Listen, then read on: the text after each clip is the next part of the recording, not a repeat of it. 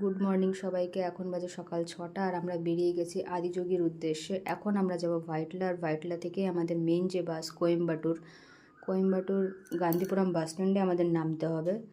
তো 6 ঘন্টা এখানে জার্নি করতে হবে আমাদের।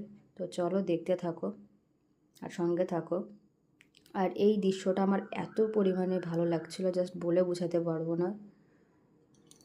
আমার সাথে তোমরাও একটু দেখে নাও। এই পাহাড়টা পুরো মনে হচ্ছিল যে পুরো কুয়াশাতে ঢাকা, কিন্তু সামনাসামনি খুবই সুন্দর লাগছিলো। মিডিলে আমার শরীরটা একটু খারাপ করে গেছিলো, কিন্তু তবুও আমি ভিডিও করছিলাম যে না, আমার ভালো লাগছে দেখতে, আমি করি।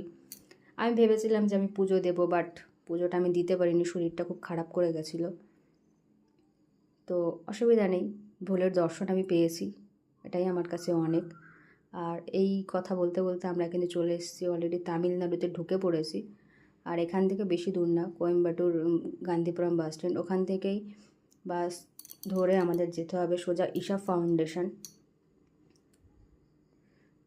আর এই যে ঈশা ফাউন্ডেশন অলরেডি ঢুকে গেছে। ঈশা ফাউন্ডেশন তোমরা জানো, আদিযোগী মেন ওরাই তৈরি করেছে।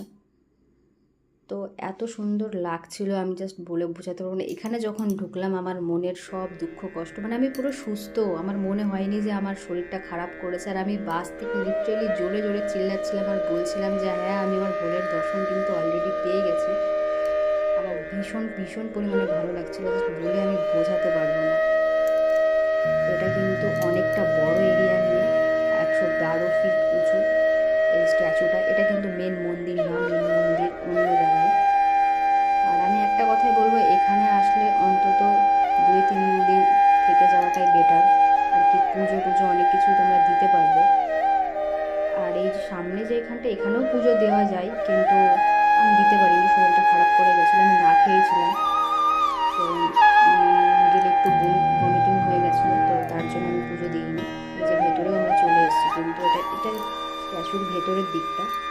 আর এই যে মেন যে ঠাকুর, সেটা হচ্ছে এরকম। এখানে যেতে গেলে তোমাকে স্নান করতে হবে। এখানে সূর্যকুণ্ড আর চন্দ্রকুণ্ড দুটো আলাদা, মেয়েদের আর ছেলেদের স্নানের জায়গা, স্নানের পোশাক আলাদা। তো সেগুলো আমাদের কাছে কিছুই ছিল না, আর আমরা একদিনের জন্যই গেছিলাম।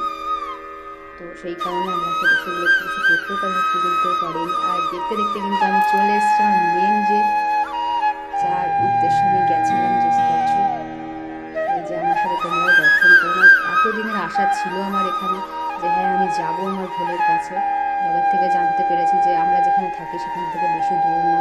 তবুও হ্যাঁ, আমার অনেক কষ্ট হয়েছে, আমার শরীর খারাপ করে গেছিলো, কিন্তু তবুও আমি যখন ওনাকে দেখলাম, আমি একদম অনেকটা পরিমাণে আমি শান্তি পেয়েছি, আমি বলে বোঝাতে পারবো না।